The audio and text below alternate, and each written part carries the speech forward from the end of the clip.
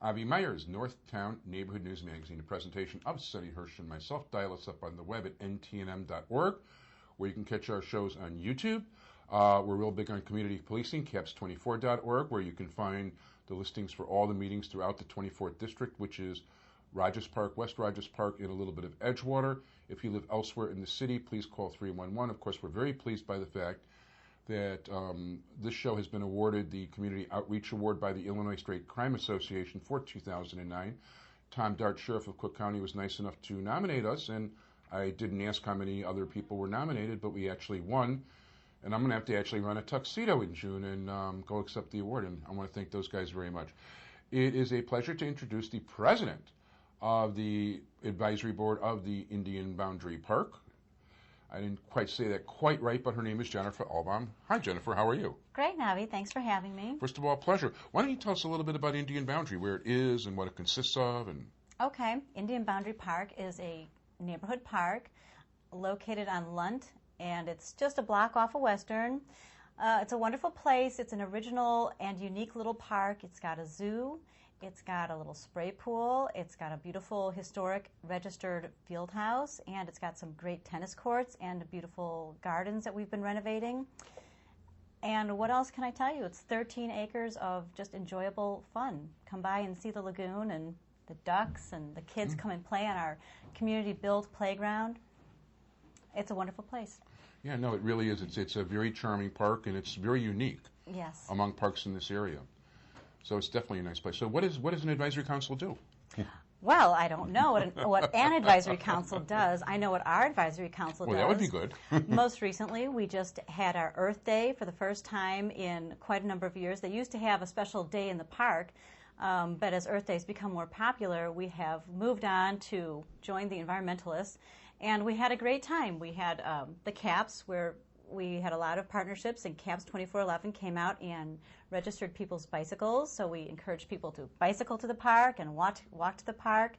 We had also a partnership with the Native Americans from the Anna Wim Center in Uptown, and they did a lot of wonderful things with animal tracks and tracking. The children had a great time. They did a lot of Native American crafts that were a lot of fun to do, and story time. And they also did an opening and closing activities for us, where we planted a tree in the morning, and in the afternoon we said goodbye with native drumming. So it was really great. Very nice. What kind of tree? That's a good question. Okay. Sorry about that. But no, that sounds great. You had a nice crowd? We had a great crowd. Yeah. Huge crowd. Terrific. So, no, that's really great, and it sounds absolutely terrific. I know at one time there was we used to film those things. It was called Prairie Days or something like that, and there were actually recreations of what life was like when it was first settled. I think that would be a little bit different. Earth Day, in this case, Earth Day this year was April 22nd, and we actually celebrated Earth Day in the park 3 times. On the 18th, there was a Friends of the Park activity where we cleaned up the park. We cleaned up the brush, we cleaned up the leaves and the trash, and then on the 22nd, we had a partnership with Boone School, where a whole bunch of 5th graders came out and helped us pull weeds, and they had a great time, and we thank their teacher, and we thank Boone School for coming out for that part of Earth Day. That was actually on Earth Day. And then to celebrate Earth Day itself, we had our Earth Day celebration. So we also had composting, vermicompost, if you're familiar with that, with worms. It's really fun. Getting worms, as a matter of fact, I have a 300 square foot organic. As a matter of fact, right now I've got my eggshells and coffee grounds from the week sitting to be added to the rest of the pile. Worms are very good if you want to grow things. Right. Well, these are special worms that don't live outside during the winter in our climate. They're warm weather worms. Have you seen them? The red wigglers. I'm not an expert on what kind. I just know I want to see those red earthworms in my soil, and I'm happy. Right. You're more of an expert than I am. Well, so those are a lot of fun, and we have to thank Ruth Mullis for giving us the vermicompost demonstrations, and the regular compost, which you're referring to, is earthworms, which live in our environment naturally and can survive the winter.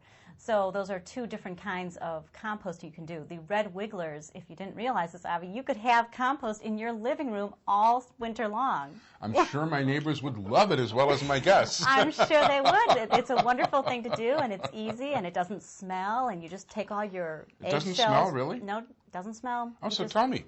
You put your worm container, which is usually a box of some sort, although you can buy them from different companies that make commercially built, but you can make one yourself. It's pretty easy.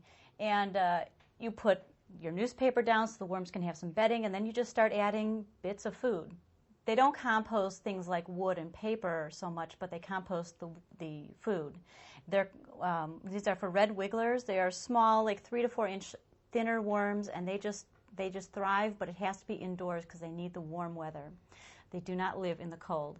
And so you just mash up your food in little bits, and they'll eat it up. Cool. And you compost all winter. Well, I want to make sure you get to everything, or at least close to everything. So I know you've got a whole bunch of stuff here. Why don't you show Sure. everybody what... but thank you for the tip on the red wigglers. Sure, no problem. Okay, so this was just to let you know that we're an award-winning park. Friends of the Park has recognized us. I was very happy to say that we got this Advisory Council Award for Advocacy, and that was just a fun day. We had our little group there, and we have a really great working relationship with our, I guess you'd say, counterparts at the Chicago Park District, where we cooperate very closely, and we've got a lot done. I'm going to show you, Avi, some pictures of things that we Sure. have gotten done, but this is our group, and these are some Park District people that we work closely with, our park supervisor and his bosses, the area manager, and Dan Reamer, Matt Marino, Phil Martini, and then the rest of our group. This is only a small portion of the volunteers who work with us, and everybody really works hard to get things done at the park. I have to tell you, our motto is team. Together, everyone achieves more. That is so cute. Very nice. I like that. So between last year and this year, some of the things that we got done, and I hope you can see it, is this garden in particular. It's called Friends of the Park, or Keepers of the Fire. The Keepers of the Fire represent the 3 Indian tribes that were themselves self-named Keepers of the Fire. And if you know anything about our parks, you will know who the 3 tribes are. I don't. Chippewa, Okay. Potawatomi, Oh, the names of the parks around here. right? And the last one is? You should... I'll get back to you. That's a quiz. I don't know. Okay, so there's three, it's here. It's here. The answer is here. Avi could have seen it. We'll see if you can figure that one out. Okay, Chippewa and Potawatomi, and one more. Let's see if your viewers were clever. They could call you up and tell you. Okay. Anyway, we totally renovated this garden, and if you come by the park in the spring, it's going to be absolutely beautiful, and it's going to only increase in beauty for the next 4 or 5 years as the plants fill in this area. It's just to the west of the zoo, and it's got this concrete little barrier. It was a garden before that the community had set up, but no one maintained it. So one of the things that we've been working on with our gardens is sustainability. It's very important when the Park District... We've got less than a minute, so... Oh, sorry. Well, this is just simply... these are some more things that we've done maintenance-wise. We are working this year on the spray pool, which is sort of an unattractive force of water that's coming down now. We have cleaned up trees. We work in partnership with tree keepers. We have worked very closely to have the garbage removal done carefully so that the tracks are not all over the grass, that instead they stick to the ground. And one of our big things this year that I really want to show you is our Slate Sidewalk. If you've ever gone to the field house, you'll know that there's a Slate Sidewalk all around the field house, and it was in a terrible, terrible condition. All the pieces were missing. They had given away a lot of the pieces of slate. They had put it around the trees. It was just in terrible disrepair. And so due to our attentions, the Park District last year got this all fixed up, so it looks very nice now. And I'm happy to say that they're going to be holding some wedding receptions there, and things are really looking beautiful.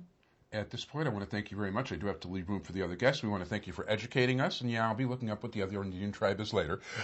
But I don't know. Jennifer Albom, who's president of the Advisory Council of Indian Boundary Park. Thank you very much. You want to give any contact information? Well, there's one last thing I think I ought to mention. On Sundays, we've got docents who will give you free tours of the park, and I would recommend everybody come out and get a docent tour from about 12 till 3 o'clock. We have volunteers who are specially trained, know all kinds of things about the park, and you can have an even more educational time in the park. Thank you very much, Jennifer. We really appreciate it. Bye-bye.